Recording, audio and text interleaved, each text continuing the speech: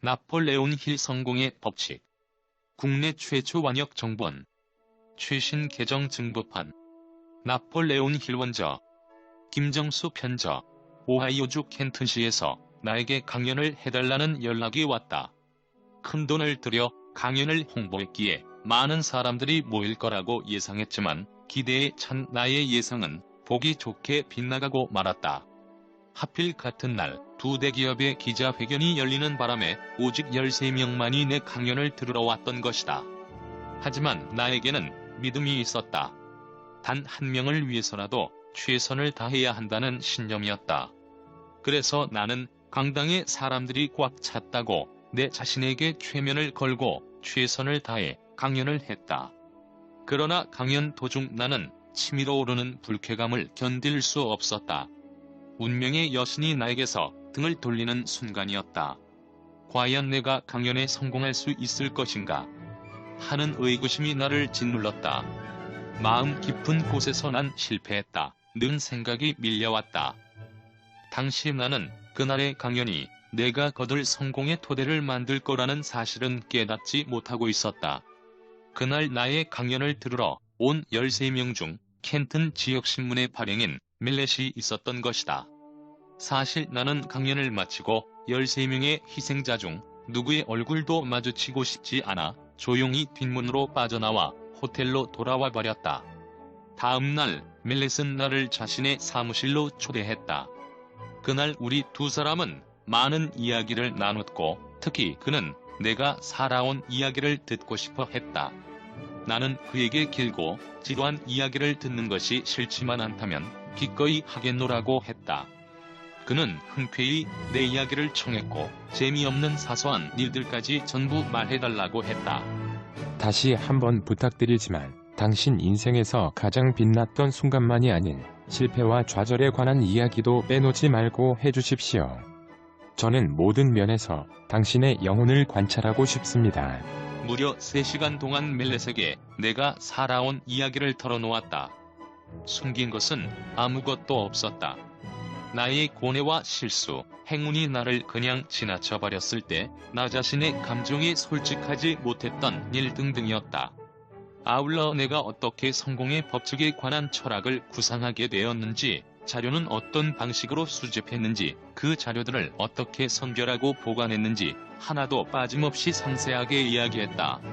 그러면서 힘겨운 것은 사실이지만 나의 선택이 옳았다고 말했다. 내가 긴 이야기를 마치자 그는 내게 질문했다. 사적인 질문을 하나 하겠습니다. 이번에도 역시 솔직하게 답해 주십시오. 당신은 지금까지 노력해서 돈을 모아본 적이 있습니까? 만약 아니라면 그 이유는 무엇인지요? 아니요. 없었습니다. 지금 제가 가진 재산이라고는 연구를 통해 얻은 경험과 지식, 그리고 약간의 빚이 전부입니다. 제 말이 질문에 대답이 될지는 모르겠지만 단지 성공의 법칙에 대한 지식을 모으고 경험을 쌓는 일에만 몰두했을 뿐 이 노력을 이용해 돈을 벌 기회를 가지지 못했습니다. 밀렛의 진지한 표정은 이내 환한 미소로 바뀌었고 동시에 내 어깨에 손을 올려놓으며 진지하게 말했다. 당신이 대답하기 전에 저는 이미 뭐라 말씀하실지 눈치채고 있었습니다. 그럼에도 질문을 드린 것은 당신이 그 사실을 알고 있는지가 궁금했기 때문입니다. 소크라테스 시대부터 현재에 이르기까지 수많은 지성인들이 하루하루 궁핍하게 살아왔다는 사실을 잘 아실 겁니다. 지금은 좀 힘이 들겠지만 경제적으로 힘든 사람은 당신 혼자만이 아닙니다. 그의 말은 마치 아름다운 음악처럼 내 귀에 울려 퍼졌다. 나는 처음에는 그의 초청 목적을 의심했다. 그가 나의 성공의 법칙을 공박할 근거를 얻어서 그의 신문에 게재하려는 것으로 추측했기 때문이다. 아마도 이러한 섣부른 억측은 나의 철학을 비판했던 다른 기자들 때문에 나온 것이었으리라. 그런데 그는 나의 추측을 보기 좋게 곁들여 주었던 것이다. 사실 그날 나는 마음속으로 부끄러운 과거를 인정해야만 했다. 그 비참했던 강연 도중 나는 잠시 동안이나마 좌절을 느꼈고 성공의 법칙에 관한 나의 철학은 완전 실패라고 생각했기 때문이다. 그런 심적 상태였기 때문에 세상에서 가장 캐묻기 좋아하고 날카로운 눈을 가진 사람 앞에서 나는 마치 바보처럼 서 있었고 얼굴에는 수치심으로 가득했다.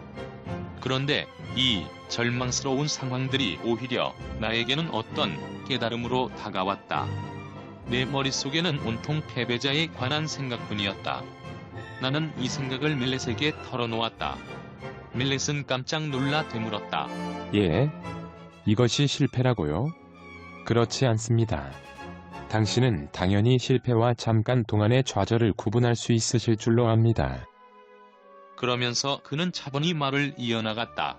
철학이라는 커다란 주제는 잠시 제쳐두고라도 사람들에게 일에 대한 희망을 주고 그들의 고난을 최소화해주는 참신한 아이디어가 있는 사람은 결코 패배자가 아닙니다. 이때 비로소 내가 인터뷰의 목적을 오해하고 있다는 사실을 깨달았다. 타성으로 속단했던 것이다.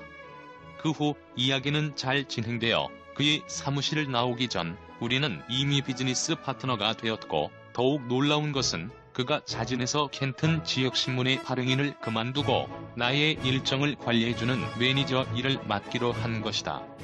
또 켄튼 지역신문에 나의 성공의 법칙에 관한 칼럼을 연재하기로 계약을 하였다. 이 칼럼 중 실패로부터의 교훈이라는 한 기사가 당시 미국 철강협회의 이사장직을 맡고 있었던 엘버트 게리의 눈에 띄었다. 바로 인연이 밀렛과 게리를 연결해주는 끈이 되었다. 곧이어 철강협회의 모든 직원을 대상으로 성공의 법칙 강연을 하게 되었다. 행운의 물결이 드디어 나를 향해 들이닥치기 시작했다. 내가 오랜 시간 동안 힘들게 꾸려놓은 씨앗들이 보스보다 많은 일을 하는 습관이라는 걸음을 통해 싹을 틔우기 시작한 것이다. 실패와 일시적인 좌절을 구분하자. 보통 실패라고 생각했던 일의 대부분은 단지 일시적인 좌절에 지나지 않는다. 순간의 좌절은 축복이 변장을 하고 우리에게 다가온 것일 뿐이다.